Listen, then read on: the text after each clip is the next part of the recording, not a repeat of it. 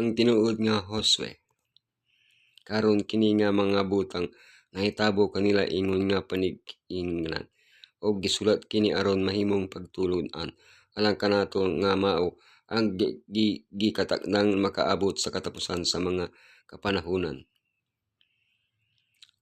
Makabasa kita sa kinabuhi ni Josue nga gihulagway sa Pentateuch ug sa pasahon ni Josue mismo sa duha ka lain-lain apan nagtinabangay nga paagi isip kasaysayan ug isip simboliko. Aron makahimo kitagtok mga simbolikong paghubad sa hulagway ni Josue, kinahanglan una natong mahibal-an ang mga lagda nga nagadumala sa biblikal nga simbolismo, mga tipo ug antitipo. Atong susihon ang simbolismo ni Josue pinaagi sa ubang bahin sa Biblia aron makuha ang mga mensahe nga gibilin sa Elohim pinaagi sa iyang pulong bahin sa simbolikong Josue. Biblikal nga simbolismo. Unsa ang tipolohiya? Mga klase sa tipolohiya. Ang simbolismo ni Josue, si Josue isip tipo. Ang antitipo ni Josue, si Josue isip tipo sa iglesia. Biblikal nga simbolismo. Unsa ang tipolohiya? Karon kini nga mga butang nahitabo kanila ingon nga panig-ingnan ug gisulat kini alang sa atong pagtulon-an. Kita nga maoy gyaptan sa katapusan sa mga panahon. Pananglitan sa Roma 5:14 gisulti nga si Adan usa ka tipo. Hulagway sa King James Version, sa mao ang moanhi, si Yeshua nga mao ang antitipo. Si Pablo ug uban mga biblikal nga magsusulat gamiton ang pulong tipo aron i-refer sa usa ka makasaysayanong tawo o hitabo nga nagrepresenta og butang o tawo nga moabot sa iyang panahon, umabot pa sa umaabot, gitawag og antitipo. Sa daghang higayon makit-an nato sa karaang tugon ang mga timailhan nga ang pipila ka nga mga karakter o hitabo mao'y mga tipo sa usa ka butang nga moabot anya ang duha ka pananglitan. The type, tipo David. Antitype, advertisement, pahibalo sa antipulo. Antitipo, usa ka bag-ong David. The antitype, antitipo, Yeshua. The type, tipo, sacrifices. Mga halad, sacrifices, masakitong alagad, suffering servant. The antitype, antitipo, kamatayon ni Yeshua. Klase sa tipolohiya. Dito siya nagpabilin sa hangtod namatay si Herodes ug natuman ang gisulti sa Ginoo pinaagi sa propeta, gikan sa Ehipto gitawag ko ang kong anak. Ang mga tipo sa karaang tugon nagtudlo sa tulo ka lain-laing klase sa antitipo sa bag-ong tugon. Si Misaya ang iglesia ang panahon sa katapusan. Types and antitypes, mga tipo, mga antitipo. Israel, Misaya, iglesia, end times. Gidala siya sa Ehipto, iglesia ang bag-ong Israel, end times ang 144,000. Misaya, 40 kaadlaw sa kaminggawan.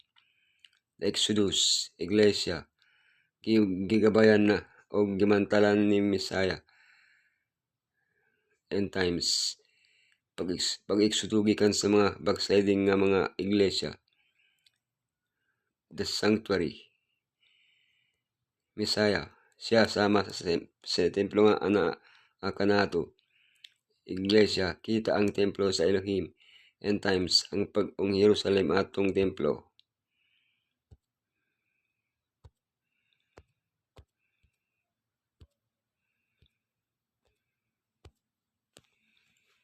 Ang simbolismo ni Josue. Si Josue nga ingon nga tipo, ang Ginoong mga imong Elohim nagpatindog sa kaninyo ang usa ka propeta nga sama kanako gikan sa inyong kaugalingong katawhan, gikan sa inyong mga Israelitas, kinahanglan kamo maminaw kaniya. Si Josue partial nga nagtuman sa tagna ni Moses bahin sa usa pa ka propeta nga magmagmulo sa katawhan. Sama ni Moises, si Josue na daw at og direktang mensahe gikan sa Elohim. Nagsaulog sa Paska, mitabok sa tubig, nakita sa manulunda sa Ginoo ang iyang giunat ang mga kamot nagdala og kadaugan. Giimbitar ang katawhan nga magpabilin nga matinumanon pagkahuman sa iyang kamatayon ug uban pa. Samtang ang mana naghulog sa ilang panahon, lalom ni Moses, kini ni mihunong panahon na ni Josue. Dugang pa si Josue nagpadaayon sa pagtuman sa mga instruksyon bahin sa pagbahin sa yuta ug mga syudad sa dalangpanan nga gihatag ni Moses. Ang nasabtan sa katawhan nga ang tag na ni Moses naglangkob labaw pa kay Josue. Busa si Moses og si Josue nahimong mga tipo sa tinuod nga antitipo nga hingpit nagtuman sa tag na bahin sa propeta nga gihatag kang Moses si Yeshua. Ang antitipo ni Josue: sa panahon sa akong pabor tubagon ko ikaw, sa adlaw sa kaluwasan tabangan ko ikaw, paggabantayan ko ikaw ang og paghimuon ko ikaw nga usa ka tugon alang sa katawhan aron pag-uli sa yuta og pagtudo pag-usab sa ilang mga yuta nga nahimong kawad-on. Ang tumong sa mga gubat nga gipanguluhan ni Josue mao ang pagpahimutang sa Israel ngadto sa yutang saad. Si Isaias naghulagway sa bulhaton sa Misayas nga pagtudo pag-usab sa napabayaang panulundon gamit ang sama nga pinulungan nga makit-an sa basahon ni Josue. Sa unsang paagi makita ang kinabuhi ug bulhaton ni Josue, ingon nga tipo nga natuman sa kinabuhi ug bulhaton ni Yeshua ang antitipo. Pagkahuman sa iyang bautismo sa Jordan, nakig-away si Yeshua batok sa kusog sa dautan. Magsugod siya sa iyang buluhaton pagkahuman sa 40 ka adlaw sa kaminggawan. Gipildi niya ang kaaway pinaagi sa krus. Gihatagan niya kitag kadaugan batok sa atong espiritual nga mga kaaway. Gihatagan niya kitag tinuod nga kapahulayan.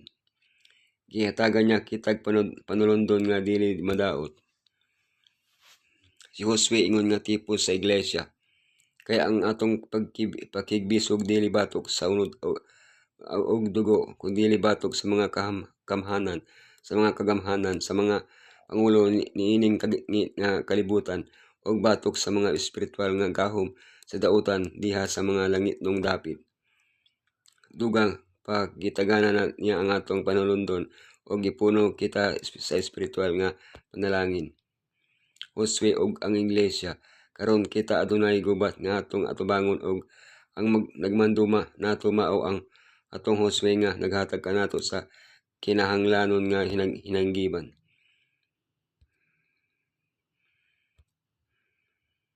Josue og ang katapusang panahon. Apan ang hingpit nga pagtuman sa tipolohiya ni Josue mahitabo sa katapusan sa dihang ang tanang mga puwersa sa dautan laglagon ug atong dawaton singpit ang atong panulundon.